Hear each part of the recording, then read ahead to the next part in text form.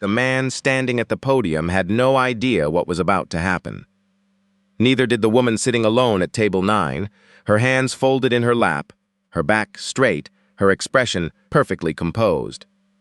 But in exactly 4 minutes, a voice from the back of that banquet hall would say 2 words that would change everything. "That's my accountant." Before we get to that moment, let's go back to where the evening started. Soon. The autumn light was fading over Ottawa's Glebe neighborhood when Simone Bastien stood in front of her bathroom mirror, trying to decide if the dress still fit.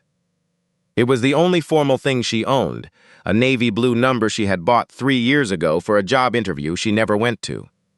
She turned sideways, tugged at the hem, and exhaled slowly. From the hallway, a small voice reached her. "Mama, you look like a movie star." Simone turned to find her 8-year-old daughter, Zuri, leaning against the doorframe with her arms crossed, studying her mother the way children do when they are trying to memorize something. "You think so?" "I know so." Zuri tilted her head. "But why are you going to a party? You never go to parties." She was right. In the 4 years since the divorce, Simone had built a life that ran on 2 tracks. Her job as a junior accountant at a mid-sized firm downtown and her daughter. Everything else had fallen away. The friends, the social life, the pretense of having time for anything beyond work and bedtime routines. She had declined every invitation, every after-work drink, every suggestion from her mother that she needed to get out more. But tonight was different. Tonight was the annual fundraiser gala for Zuri's school, Broadview Academy, and Zuri's teacher had asked, very gently, if Simone might consider attending. There would be an auction, a dinner, speeches from parents. It would mean a lot to Zuri, the teacher had said, to see her mother there. Simone knelt down and brushed a curl from Zuri's forehead. "It's for your school, baby. Remember how we talked about it?" Zuri nodded solemnly. "You said you'd try." "And I'm trying." Her mother, Lorraine, appeared behind Zuri, already in her house slippers, and carrying a mug of tea. At 64, Lorraine Bastien carried herself with the quiet authority of a woman who had raised 4 children in Gatineau on a teaching assistant's salary and had opinions about nearly everything.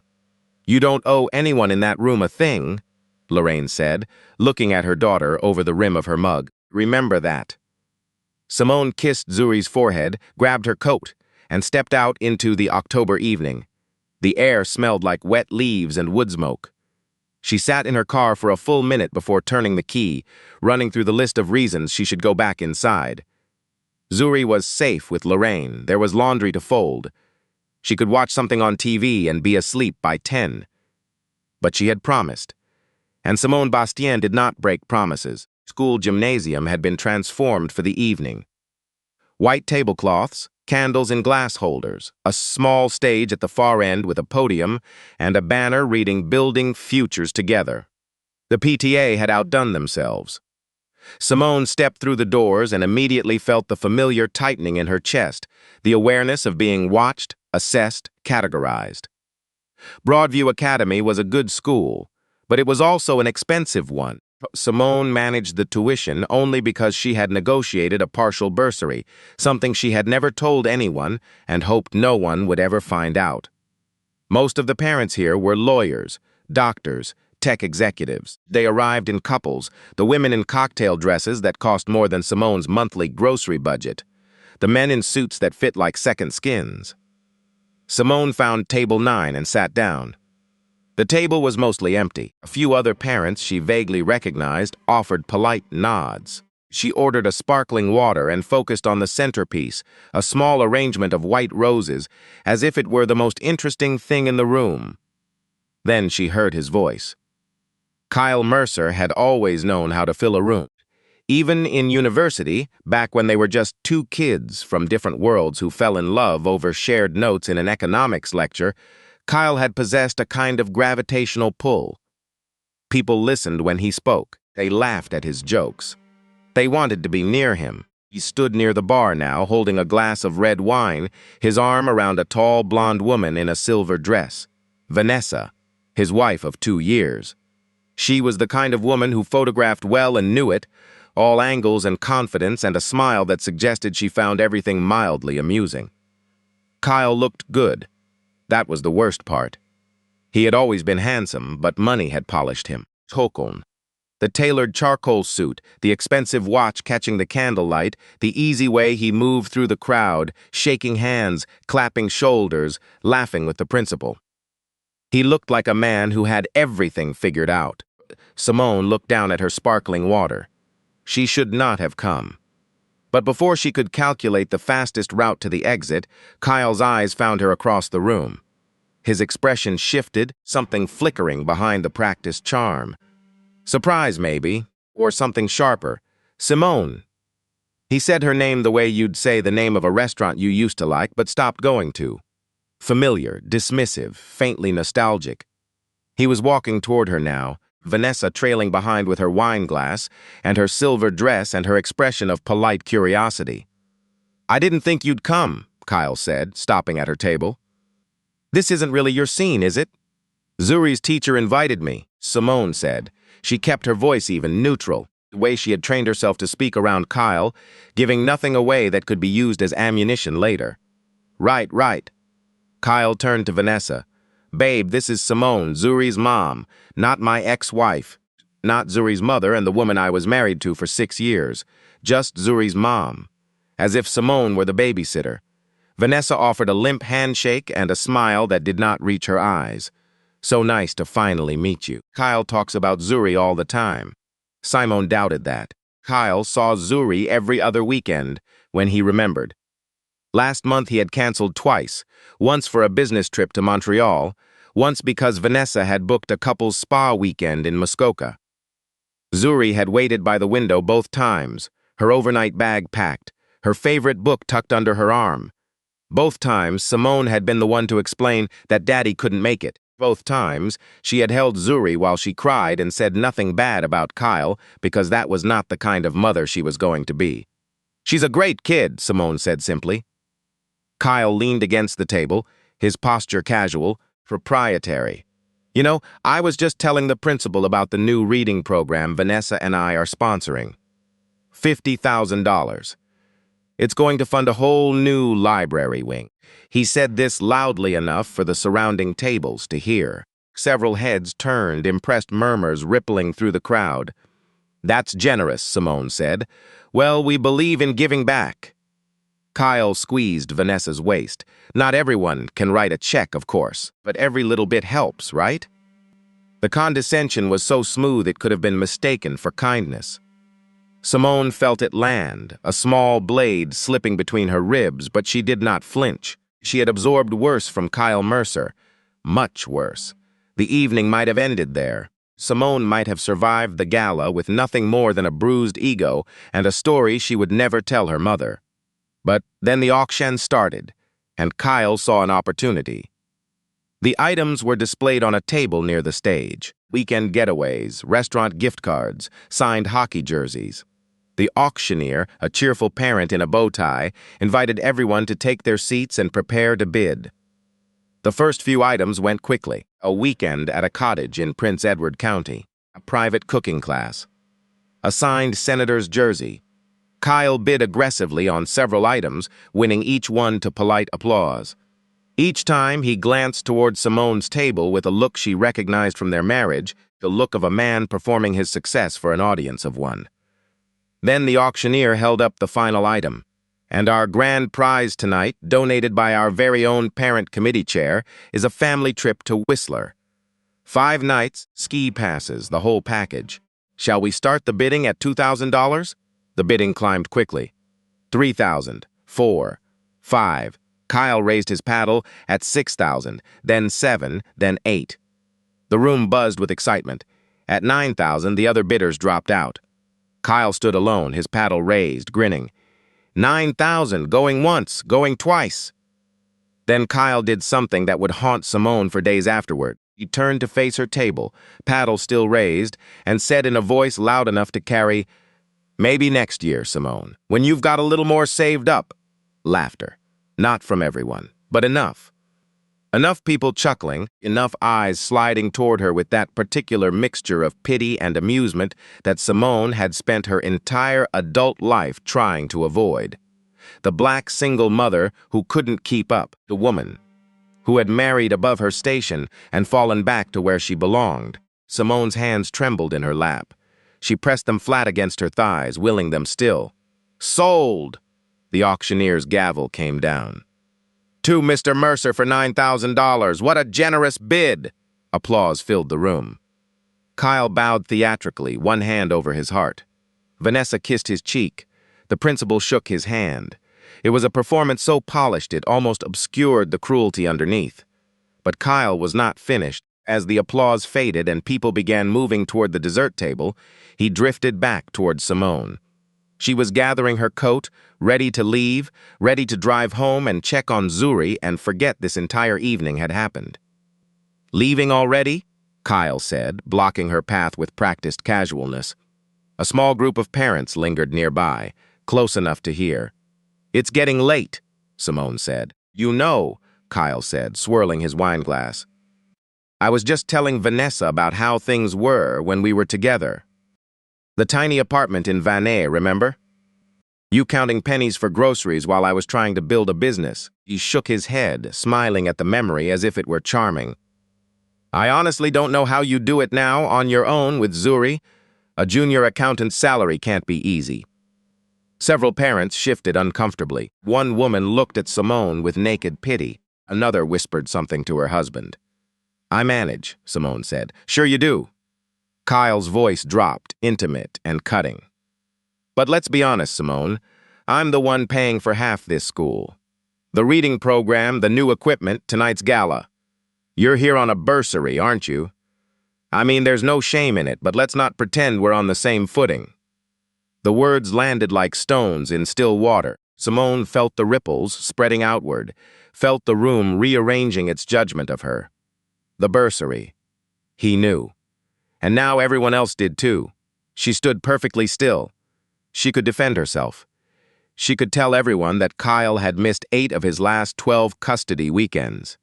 She could explain that the bursary covered only 40% of tuition, and she worked overtime every month to cover the rest. She could describe how she had taken on a second freelance client just to pay for Zuri's winter coat, how she had skipped her own dental appointment so Zuri could see the orthodontist.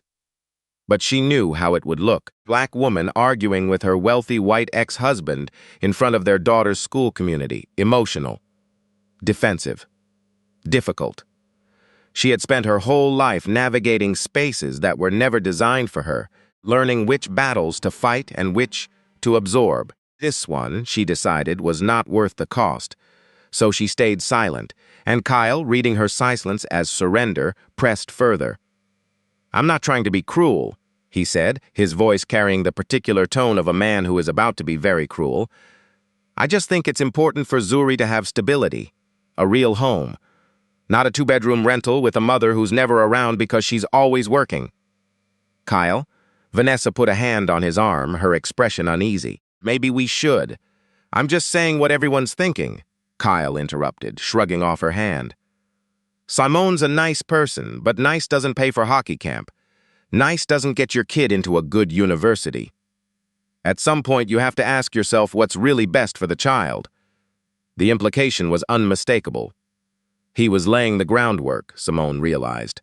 Every word was calculated. Public humiliation, the mention of the bursary, the suggestion that Zuri would be better off with him. This was not a spontaneous outburst. This was a man building a custody case one audience at a time. Simone felt something crack inside her. Not break. Crack. The hairline fracture of a woman who had held herself together for so long that she had forgotten what it felt like to let go. She turned toward the door. Behind her, Kyle's voice followed like a shadow. "There she goes. Same as always. Walk away when it gets hard. That's why I had to be the one to leave." She stopped. Her back was to the room, but she could feel every eye on her. The mothers, the fathers, the teachers, the principal. All of them watching, all of them drawing conclusions.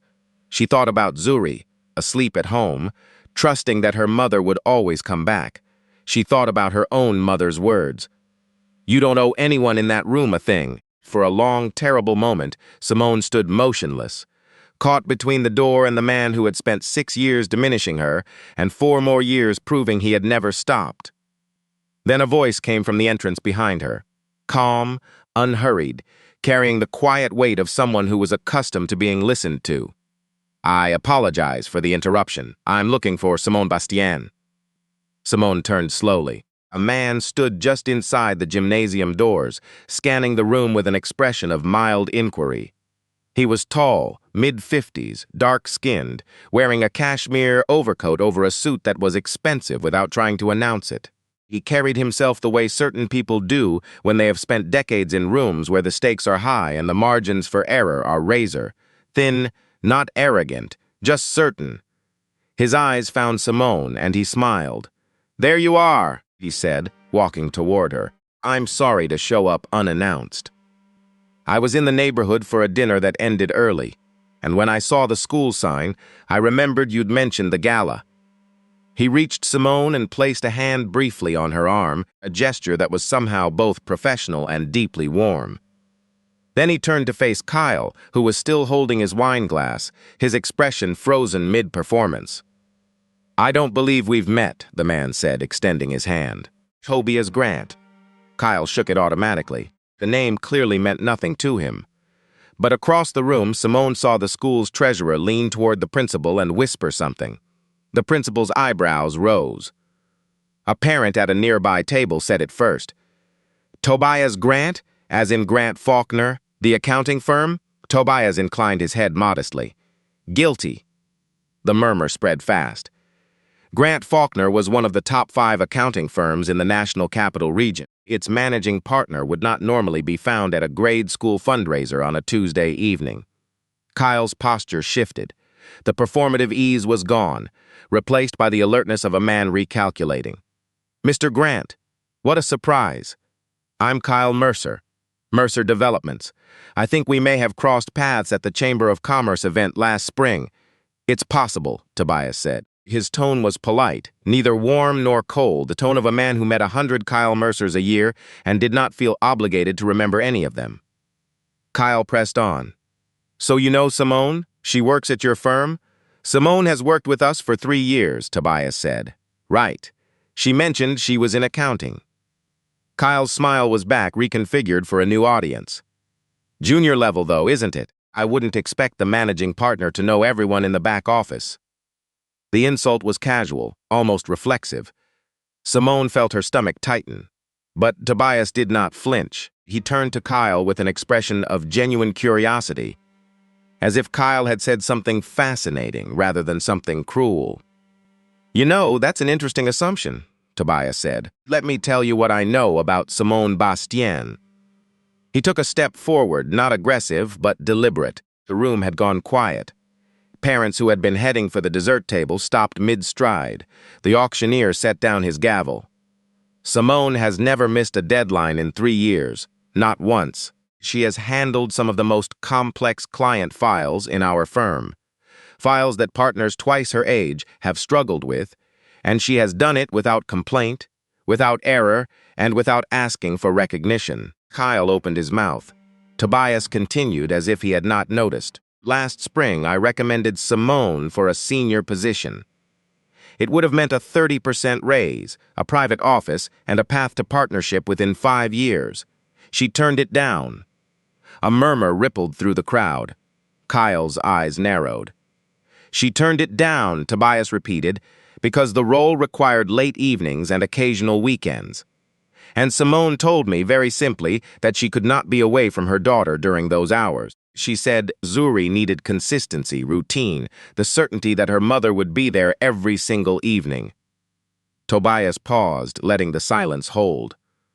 "I have managed over 200 professionals in my career. I have watched people sacrifice their marriages, their health, their children for a title on a business card. Simone is the first person I have ever met who looked at a life-changing promotion and said, without hesitation, my daughter comes first." The gymnasium was utterly still. Even the caterers had stopped moving. Vanessa had taken a step back from Kyle, her expression unreadable. "But it's not just that one decision," Tobias continued, turning to address the room. Every day at 5:15, Simone checks her phone. Every single day. At first, I assumed she was checking emails. Then I noticed the smile. She texts her daughter before leaving the office, every day without fail. Simone felt her throat close. She did text Zuri every evening, a little ritual. Trolls, sometimes a joke, sometimes a riddle, sometimes just 3 emojis. She had no idea anyone had ever noticed. When we have late client calls, Tobias said, Simone stays until the work is finished. She never complains, never cuts corners. But the moment the call ends, she is out the door because someone is waiting for her, and that someone matters more to her than any promotion, any title, any amount of money. He turned back to Kyle. You said a junior accountant's salary doesn't amount to much. Let me tell you what I see when I look at Simone's work. I see someone who took on the Henderson file last year, the one 3 senior associates had passed on, because it was a mess. She reorganized the entire account in 2 weeks, saved the client $140,000 in tax liabilities, and didn't mention it to anyone until the client called to thank me personally. Kyle's face had gone pale. His wine glass hung forgotten at his side. You said nice doesn't pay for hockey camp, Tobias continued. Simone doesn't talk about what she pays for or how she manages it, but I know she took on freelance work on her own time to cover costs she never asked anyone to help with. I know because the freelance client called our office by mistake once, raving about the work she'd done. He stepped closer to Kyle. Not threatening, just close enough that the words would land with their full weight. Chain. You stood in this room and called this woman's life inadequate. You implied that her daughter would be better off somewhere else. And you did it in front of people she has to face every morning at school drop-off. Tobias's voice remained level, almost conversational. That says a great deal more about you than it does about her. The silence that followed was the loudest thing Simone had ever heard. Kyle straightened his jacket. His jaw worked, but no sound came out. Vanessa placed a hand on his elbow, and for once he did not shake it off. Well, Kyle said finally, forcing a laugh that convinced nobody. This has been quite an evening. Vanessa and I should probably check on the auction items. Lovely meeting you, Mr. Grant. Simone, always good to see you. He turned and walked away, Vanessa following half a step behind. Simone watched them go. She watched Kyle lean toward his wife and mutter something, watched Vanessa's expression tighten. Whatever they had built together, it was not what Kyle had tried to project tonight. The room exhaled. Conversations resumed in hushed clusters. Simone knew she would be discussed in school parking lots for weeks, but for the first time she did not care. She turned to Tobias, who was watching her with an expression she could not quite name. Something between respect and recognition, as if he were seeing a version of her that he had always suspected existed, but never had occasion to confirm. Thank you, she said quietly. You didn't have to do that. Tobias shrugged. No, I didn't. But I wanted to. Why? He considered the question, tilting his head slightly. Because I have spent 30 years in boardrooms watching people confuse volume with value. The loudest person in the room is almost never the most competent. And the quietest person is almost always the one holding everything together. A small smile crossed his face. Also, I have a particular dislike for men who tear people down in public to feel tall. Simone almost laughed. Almost. How did you even end up here? My goddaughter goes to Broadview. Different grade than Zuri, crying. I was at a partner's dinner at the Chateau Laurier that wrapped up early, and I remembered you'd mentioned the gala in passing last week. Thought I'd stop by and see what the school community was like. He glanced toward where Kyle had disappeared into the crowd. Informative evening, very informative, Simone agreed. They stood in a small pocket of quiet while the noise of the gala swirled around them. Then Tobias tilted his head toward the door. Do you want to get out of here? I think we've both had enough fundraising for one night. Simone thought about Zuri, tucked into bed, safe with Lorraine. She thought about her mother's words at the door. She had come here tonight expecting nothing, and she had received something she had not known she needed. Not rescue, not vindication, something quieter.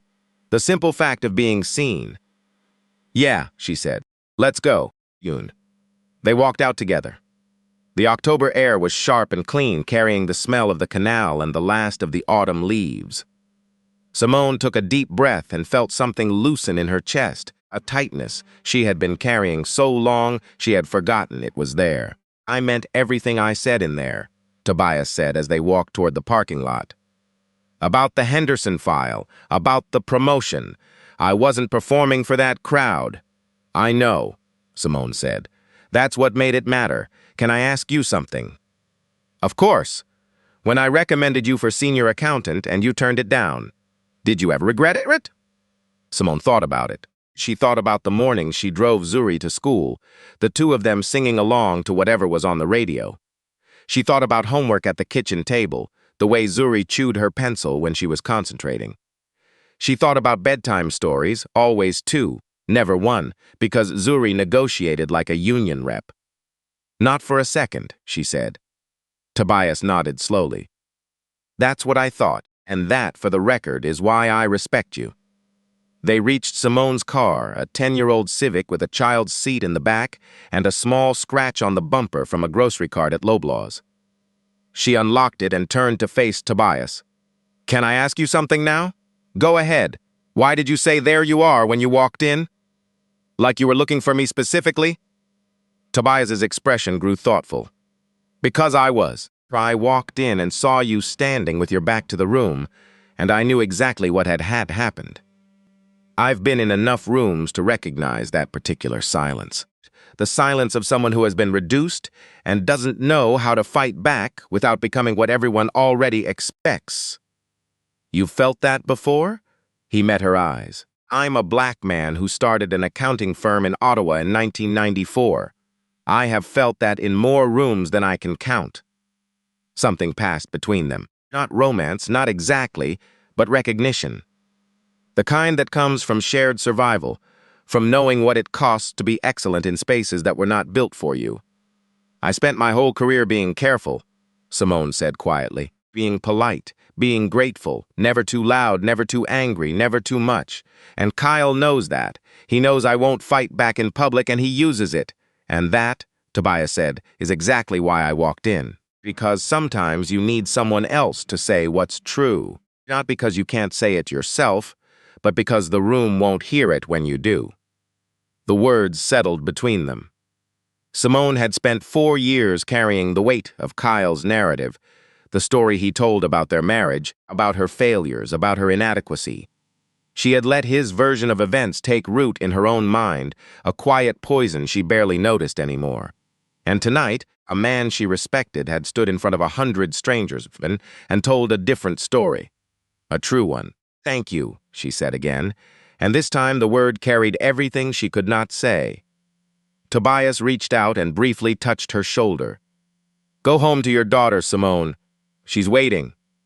She nodded, then she hesitated. "Tobias, the things you said about me in there, they weren't just because you happened to be in the right place at the right time, were they?" He smiled. "Every word was something I've wanted to say for 3 years. I just never had a reason to say it out loud before tonight." Simone watched him walk toward a dark gray sedan a few rows over. He moved with the same unhurried certainty he had shown inside, but there was something lighter about him now. He had revealed something of himself tonight, a solidarity she had not expected, and it had cost him nothing because it was simply the truth.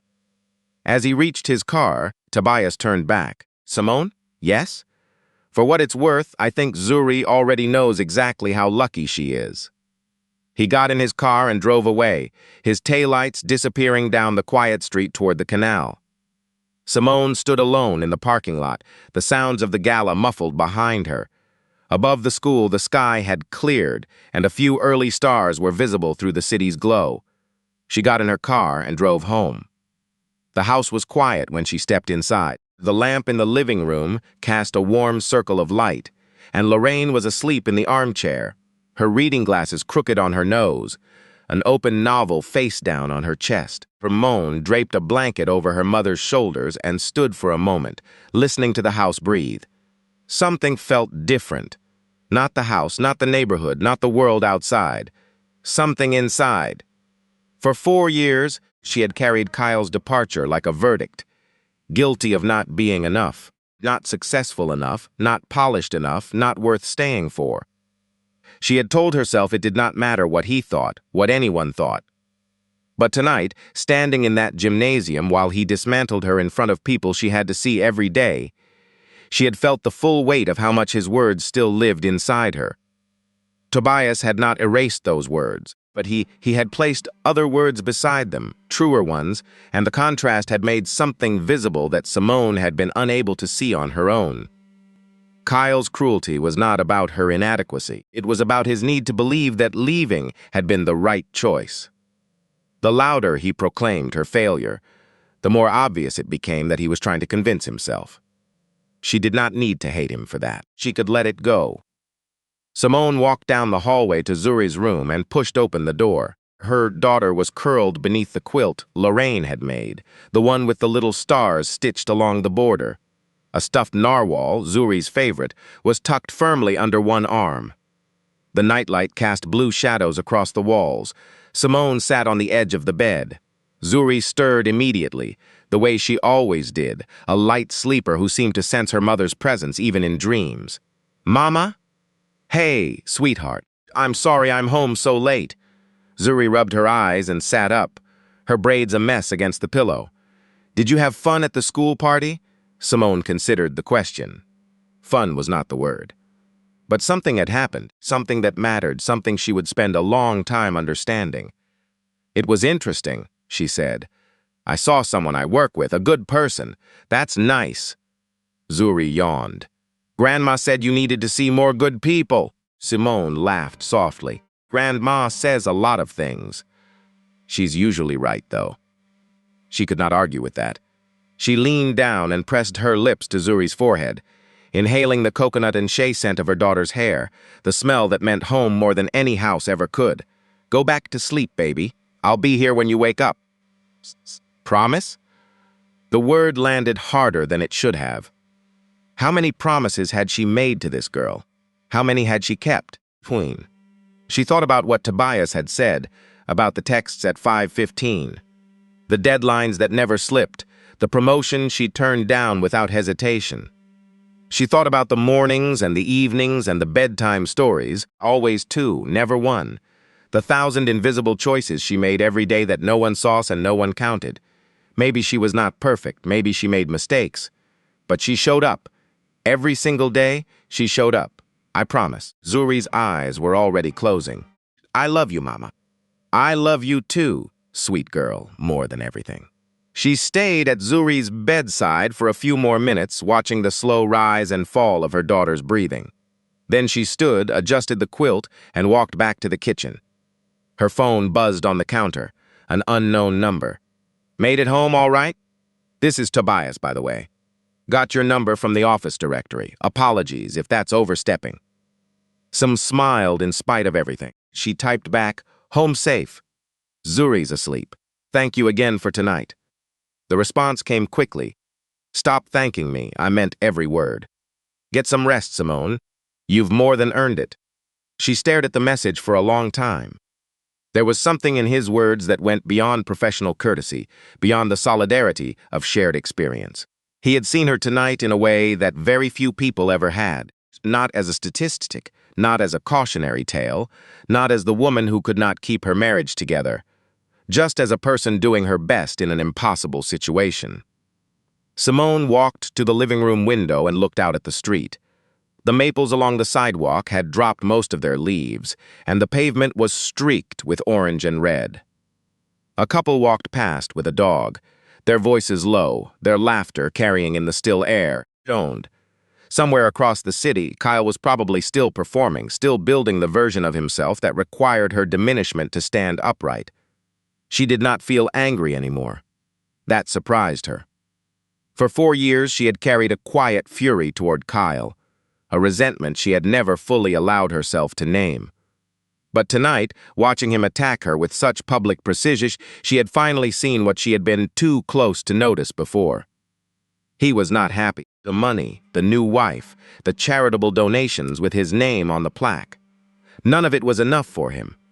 He tore Simone down because he needed her to be small so that his choices would seem large. She did not need to carry that anymore. She could set it down. She thought about what Tobias had said in the parking lot, about how sometimes you need someone else to say what is true. Not because you cannot say it yourself, but because the room will not hear it when you do. He was right. She had spent her whole life being careful, being measured, taking up exactly the amount of space she was allowed and not 1 inch more. And where had it gotten her? Standing alone in a gymnasium full of people who had already made up their minds. But Tobias had walked in and told a different story, not with anger, not with spectacle, just with the plain, observable truth of who she was and what she did and why it mattered. And in doing so, he had reminded her of something she had known all along but had stopped believing. Her worth was not determined by Kyle's words or the crowd's judgment. It was determined by her actions. Day after day, year after year, the choices she made when no one was watching. The promises she kept when it would have been easier to break them. She was not a failed wife, kid. She was a woman whose marriage had ended the way millions of marriages end, for reasons that were painful and complicated, and ultimately no one's business but her own. She was not an inadequate mother. She was a single parent who had restructured her entire existence around her daughter's needs, who had turned down a career-defining promotion because being present mattered more than being powerful. She was not weak for staying silent, toned. She was strong enough to know that some fights are not worth having, that some people are not worth convincing, and that the only opinion that truly mattered belonged to an 8-year-old girl who fell asleep waiting for her mama to come home. Simone picked up the framed photograph on the bookshelf. Her and Zuri at Dow's Lake last Canada Day, both of them laughing. Zuri holding a melting ice cream cone while a canoe drifted behind them. She could not remember what they had been laughing about. It did not matter. What mattered was the laughter itself, the ordinary miracle of a mother and daughter making eye life together. She set the photograph down and walked to her room. As she changed out of the navy dress and into pajamas, she thought about tomorrow. There would be the morning rush, the school drop-off where she would have to face the other parents, the office where she would sit at her desk and do the work she had always done without waiting to be noticed. There would be questions, maybe. Awkward glances, whispers she was not meant to hear. Life would go on the way it always did. But something had shifted tonight. Simone had spent 4 years believing she had to carry everything alone. That needing help was weakness. That silence was the only safe response to a world that was always ready to reduce her. Tobias had shown her something different. Not fighting, not fleeing, just standing firm in her own truth and allowing someone else to help her hold that ground. She lay in bed and stared at the ceiling. Tomorrow she would text Tobias a proper thank you. Maybe she would accept the lunch he had once mentioned, the one she had politely declined because she never took her full break. She did not know where any of it might lead, and she was not going to overthink it. For now, it was enough to know that he existed, that someone had seen her clearly and found her worthy of respect. Her phone buzzed one last time. Another message from Tobias. For what it's worth, I think Zuri already knows exactly who her mother is. Good night, Simone. She smiled and typed back, Good night, Tobias.